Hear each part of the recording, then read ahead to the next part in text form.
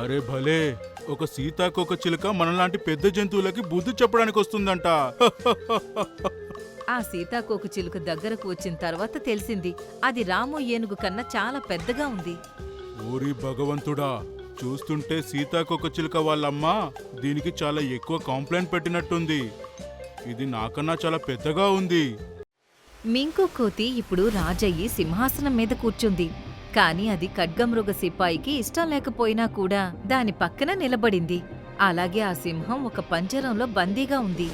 ఈ రోజు నేను ఈ అడవిలో ఒక కొత్త నియమాలను తీసుకొస్తున్నాను. ఈ అడవిలో ఉన్న వాళ్ళందరూ ఆ నియమాలను పాటించాలి. కొంతసేపటి తర్వాత మింకు కోతి ఒక గట్టు మీద కూర్చుంది.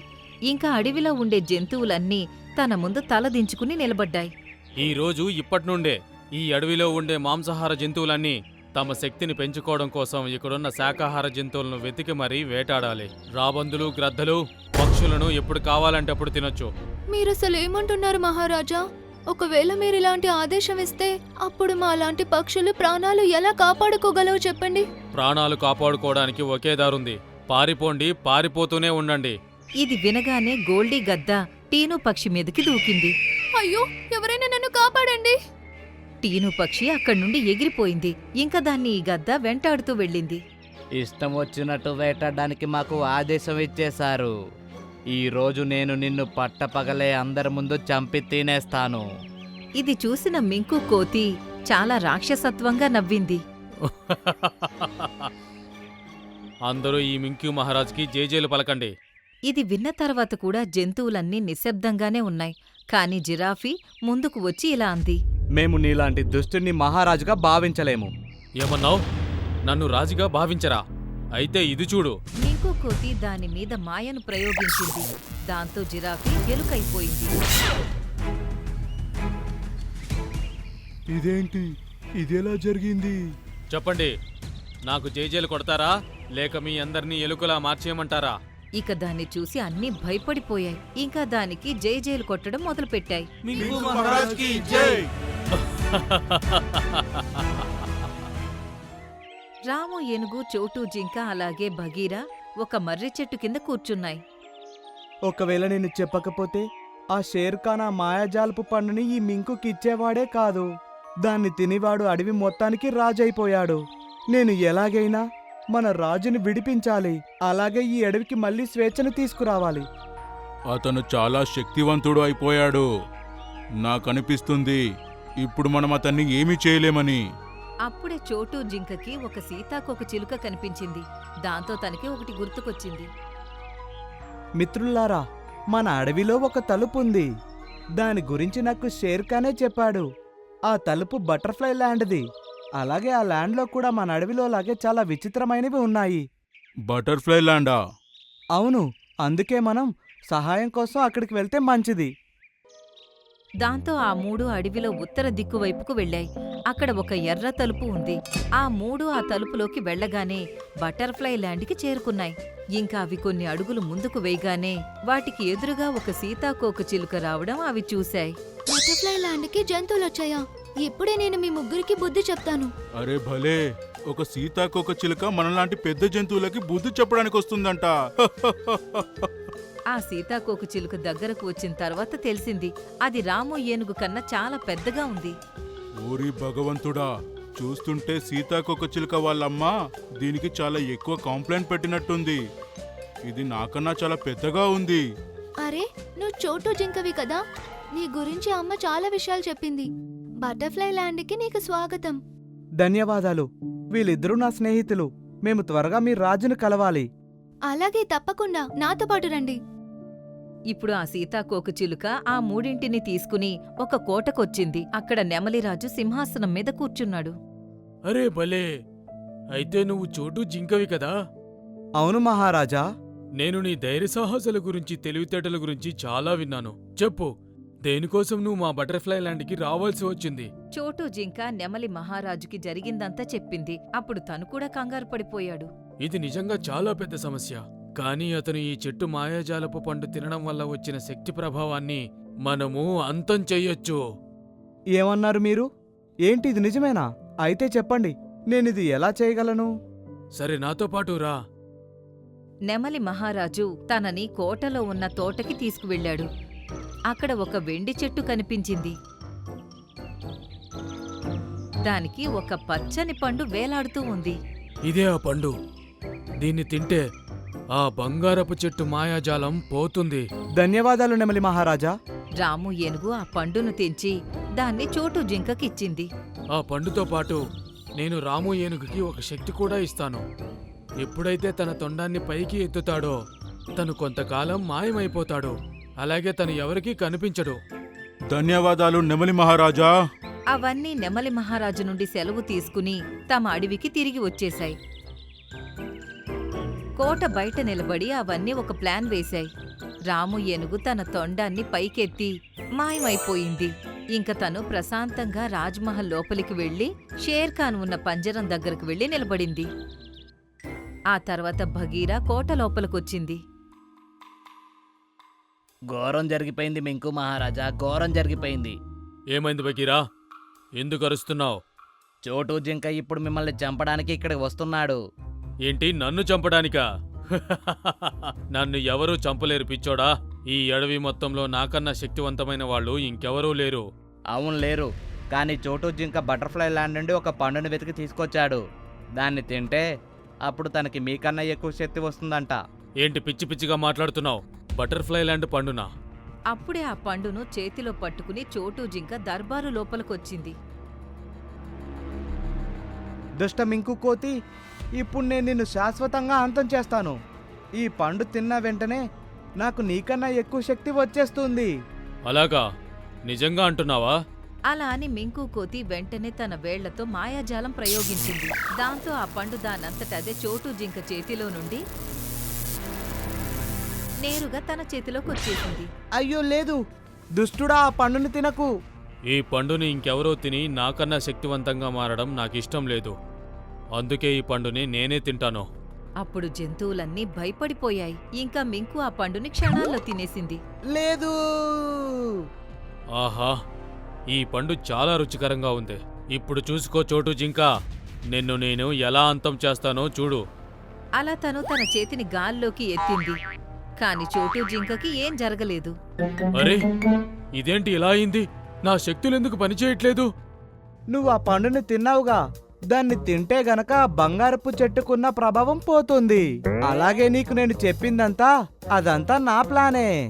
అందులో ఇరుక్కుని నువ్వు ఆ పండుని తినేశావు. అలాగే నీ శక్తుల్ని పోగొట్టుకున్నావు. నేను నిన్ను వదిలిపెట్టను చోటు జింక. అప్పుడే రాము ఏనుగు షేర్ఖాన్ పంజరాన్ని తెరిచింది. దుష్ట కోతి, లేదు. షేర్ఖాన్ మింకు కోతి మీద దాడి చేశాడు. అలాగే అతన్ని చీల్చి చంపేశాడు. ఇలా చెడు అంతమయ్యింది. ఇంకా అడవిలో జంతువులు తమకి అలాగే తమ మహారాజుకి స్వేచ్ఛ రావడం వల్ల సంతోషంగా ఉన్నాయి. చోటు జింక, నువ్వు మళ్ళీ మరొకసారి నీ ధైర్య సాహసాన్ని, నీ తెలివితేటల్ని అర్థమయ్యేలా చేశావు. నిన్ను చూస్తుంటే సంతోషంగా ఉంది. అలాగే అడవిలో ఉన్న వాళ్ళందరూ నిన్ను చూసి గర్వపడుతున్నారు. ఇప్పుడు చోటు జింక మీద అడవిలో జంతువులన్నింటికీ ప్రేమ పెరిగిపోయింది. ఇలా మళ్ళీ ఈ రహస్యమయ్య అడవిలో సంతోషం తిరిగొచ్చేసింది. ఇతను నీళ్ళని విషంగా మార్చేశాడు. ఇంత పెద్ద అడవిలో నేను ఎవరికని చెప్పగలను చెరువులో నీళ్ళు తాగొద్దు అని? నేను ఇక్కడే ఉన్నా కూడా పొద్దునవ్వగానే నాకేమీ కనిపించదు. ఒకవేళ ఆ సమయంలో ఏదైనా జంతువు చెరువు దగ్గరికి నీళ్ళ కోసం వచ్చినా కూడా నాకు కనిపించదు. ఇంకా ఇప్పుడు నేను ఈ అడవిని ఎలా కాపాడాలి? నాకేమీ అర్థం కావట్లేదు. ఫిబ్రవరిలో శరదృతువు సమయంలో వాతావరణం చాలా అందంగా ఉంది.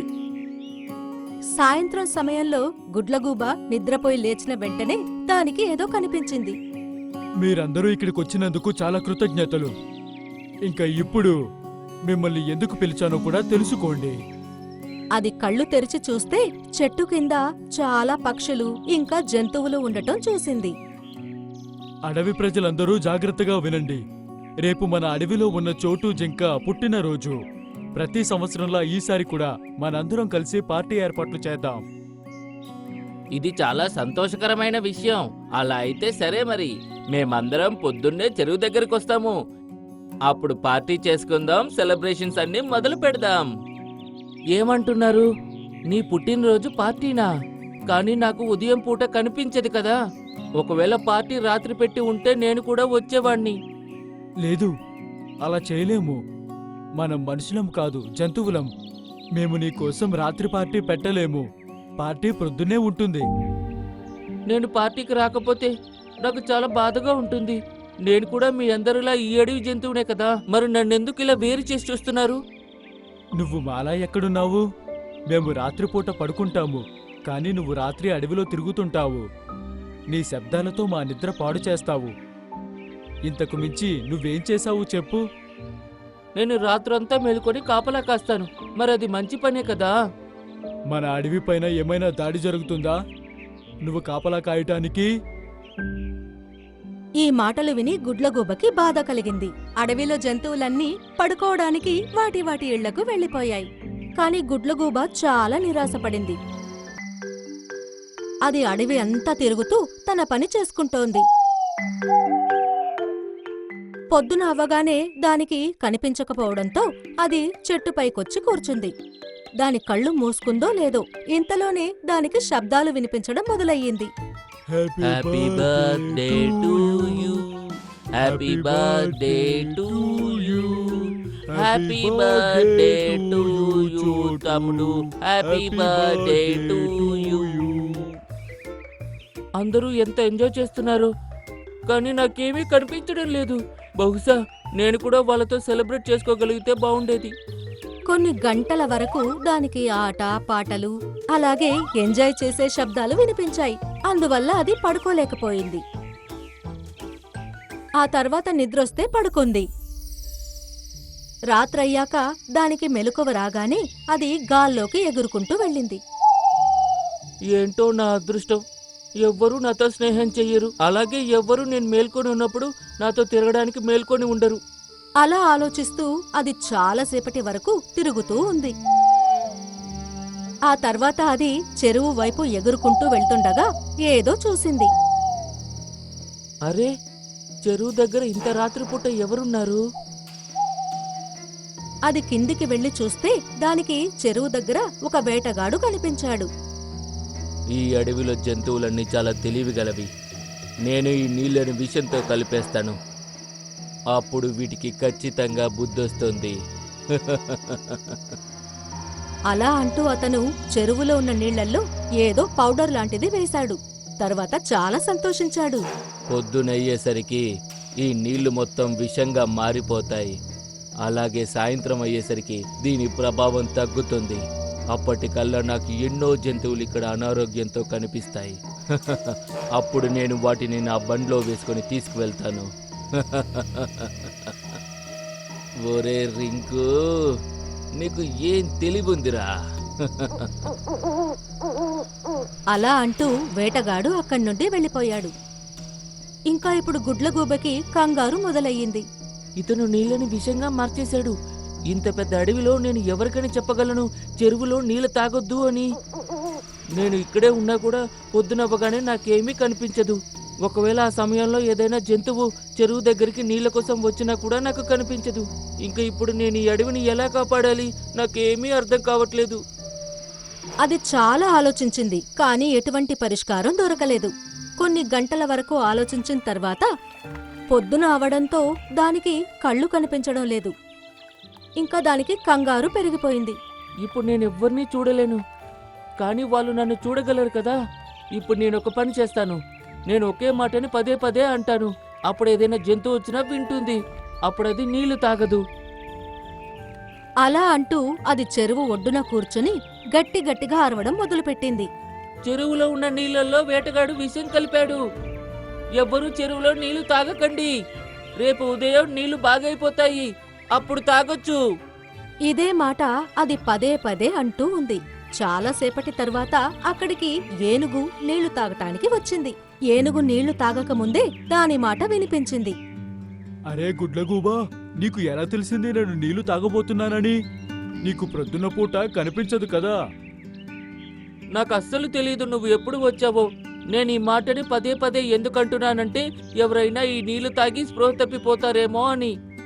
జీబ్రా, కోతి అలాగే జింక కూడా విన్నాయి. ఇలా విను గుడ్లగూబ తమ్ముడు, నువ్వు అడవి మొత్తాన్ని చనిపోకుండా కాపాడావు. ఇంకా నువ్వు అరవడం ఆపేయి. ఇంకా ఇప్పుడు ఏదైనా జంతువు చెరువు దగ్గరికి వస్తే తనకి మేము చెబుతాము, సరేనా? అలాగే, ధన్యవాదాలు. ఇంకా అవన్నీ గుడ్లగూబ దగ్గర ఉండి చెరువు పైన ఓ కన్నేసి ఉంచాయి. మిగిలిన జంతువులు కూడా నీళ్లు తాగడం కోసం వస్తే వాటిని ఆపేశాయి. ఇదే విధంగా అడవి మొత్తానికి ఈ విషయం తెలిసిపోయింది. ఇంకా అవన్నీ గుడ్లగూబను చూసి గర్వపడ్డాయి. నీకు చాలా చాలా కృతజ్ఞతలు గుడ్లగూబ తమ్ముడు. ఇంకా రాత్రి అయింది, మేమందరము ఇంటికి వెళ్తాము. ఇక ప్రొద్దున వచ్చి నీళ్లు త్రాగుతాము. అలా అని జంతువులన్నీ అక్కడి నుండి వెళ్ళిపోయాయి. గుడ్లగూబ ఇప్పుడు చాలా సంతోషంగా ఉంది. కాని ఇంకా తను పూర్తిగా సంతోషంగా లేదు. చాలాసేపటి తరువాత జింక తిరిగి దాని దగ్గరికి వచ్చింది. ఇలా చూడు, మాకు నీ సహాయం కావాలి. ఏమైంది? ఏంటి నీ సమస్య? ఎందుకంత కంగారు పడుతున్నావు? ముందు నాతో అయితే పద, తర్వాత నీకే తెలుస్తుంది. ఇంకా గుడ్లగూబ ఇంకో ప్రశ్న వేయకుండా జింకతో పాటు వెళ్ళింది. చాలా సమయం తర్వాత ఓ చోటుకి చేరుకున్నాయి. అక్కడి దృశ్యం చూసి దానికి చాలా సంతోషం కలిగింది. అన్ని జంతువులు అలాగే పక్షులు ఒకే దగ్గర సమావేశమై ఉండటం చూసింది. ఇంకోవైపు చాలా గిఫ్ట్స్ కూడా కనిపించాయి. అలాగే అన్ని గుడ్లగూబను చూసి చాలా సంతోషంగా ఉన్నాయి. Happy birthday to you, happy birthday to you, happy birthday to you తమ్ముడు, హ్యాపీ బర్త్డే టు యూ. నాకు నమ్మబుద్దే కావడం లేదు. మీరందరూ నా బర్త్డే సెలబ్రేట్ చేస్తున్నారా? దాని గురించి నేను అసలు మర్చిపోయాను. అవును తమ్ముడు, మేము అదే ఆలోచించాము. మేము అనవసరంగా నిన్ను చూసి విసుక్కునే వాళ్ళమని. నువ్వు రాత్రంతా మమ్మల్ని ఇబ్బంది పెట్టావు. చెప్పాలంటే మా ప్రాణాలు కాపాడడానికి అడవిలో కాపలా కాస్తావు. ఈ రోజు మేము ప్రాణాలతో ఉన్నాము అంటే అది కేవలం నీ వల్లే. అందుకే ఈ రోజు నుండి రాత్రి పడుకునే ముందు మేము అడవిలో ఉన్న జంతువులందరము నీతో మాట్లాడతాము. అలాగే ప్రతి సంవత్సరం నీ బర్త్డే ఇలానే సెలబ్రేట్ చేస్తాము, రాత్రి చంద్రుని వెలుగులో. అరే వా, నిజంగానా? అవును, నిజంగా. పద, ఇంకా ఇప్పుడు నీ గిఫ్ట్ చూసుకో. నీకు మేము ఏమేమిచ్చామో. ఈ మాట విని గుడ్లగూబకి సంతోషం కలిగింది. అలాగే అది మొహంలో చిరునవ్వుతో దాని గిఫ్ట్స్ దగ్గరికి వెళ్ళింది. అలాగే అది సంతోషంగా ఉండటం చూసి అడవిలో ఉన్న మిగతా జంతువులకు కూడా సంతోషం కలిగింది. కానీ ఒకరు మాత్రం సంతోషంగా లేరు. తన అరుపులు గాల్లో వినిపిస్తున్నాయి. ఈ అడవిలో ఎంత తెలివైన జంతువులు ఉన్నాయి. రోజు మొత్తం నీళ్లు తాగనే లేదు.